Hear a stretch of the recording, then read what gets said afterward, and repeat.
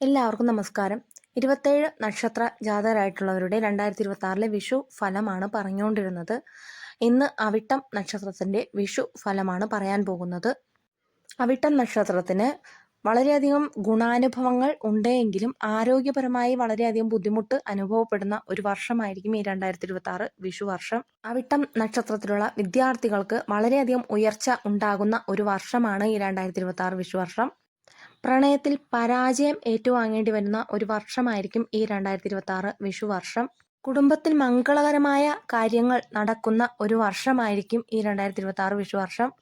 അതുപോലെ കൈകാലുകൾക്കോ ശിരസിനോ രോഗങ്ങൾ വരുവാനുള്ള സാധ്യതയുള്ള ഒരു വർഷമായിരിക്കും. അതുപോലെ തന്നെ സാമ്പത്തിക ഉയർച്ചയും ഭൂമി ലാഭവും വാഹന ലാഭവും ഒക്കെ ഉണ്ടാകുന്ന ഒരു വർഷമാണ് ഇത് അവിട്ട നക്ഷത്രക്കാർക്ക്. തൊഴിൽപരമായിട്ട് വളരെ അനുകൂലമായ ഒരു സമയമാണ് അവിട്ട നക്ഷത്രക്കാർക്ക് ജോലിയൊക്കെ ലഭിക്കാൻ. ഗവൺമെൻറ് ജോലിയൊക്കെ അന്വേഷിക്കുന്നവരാണ് എങ്കിൽ അവർക്ക് ജോലി ലഭിക്കാനുള്ള സാധ്യത വളരെ കൂടുതലുള്ള ഒരു വർഷമാണ് ഈ 2026 വിഷു വർഷം. വിവാഹപരമായി അവിട്ട നക്ഷത്രത്തിലുള്ള ആൺകുട്ടികൾക്കായിരുന്നാലും പെൺകുട്ടികൾക്കായിരുന്നാലും വളരെ അനുകൂലമായ സമയമാണ്. അവർ ആഗ്രഹിക്കുന്ന രീതിയിലുള്ള പെൺകുട്ടിയെയോ ആൺകുട്ടിയെയോ ഒക്കെ ലഭിക്കാനുള്ള സാധ്യത ഉള്ളൊരു വർഷമാണ് ഈ 2026 വിഷു വർഷം.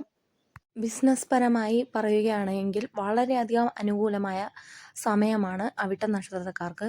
എന്ത് തുടങ്ങിയാലും വളരെ വിജയത്തിലെത്തുന്ന ഒരു സമയമാണ് ഈ 2026 വിഷു വർഷം. അങ്ങനെ കുറേയൊക്കെ നല്ല അനുഭവങ്ങൾ ഉള്ള ഒരു വർഷമായിരിക്കും ഈ 2026 വിഷു വർഷം അവിട്ട നക്ഷത്രക്കാർക്ക്.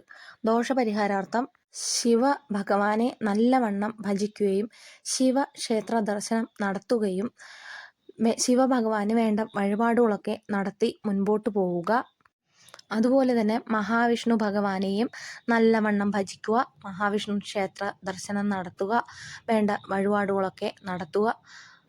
അങ്ങനെ വേണ്ട വഴിപാടുകളൊക്കെ നടത്തി മുൻപോട്ട് പോവുകയാണെങ്കിൽ അവിട്ട നക്ഷത്രക്കാർക്ക് വരാനിരിക്കുന്ന ദോഷങ്ങളെല്ലാം മാറി ഈ വിഷുവർഷം നല്ല ഒരു വർഷമായി തീരും. എല്ലാ അവിട്ട നക്ഷത്രക്കാർക്കും നല്ലത് മാത്രം വരട്ടെ എന്ന് ആശംസിക്കുന്നു.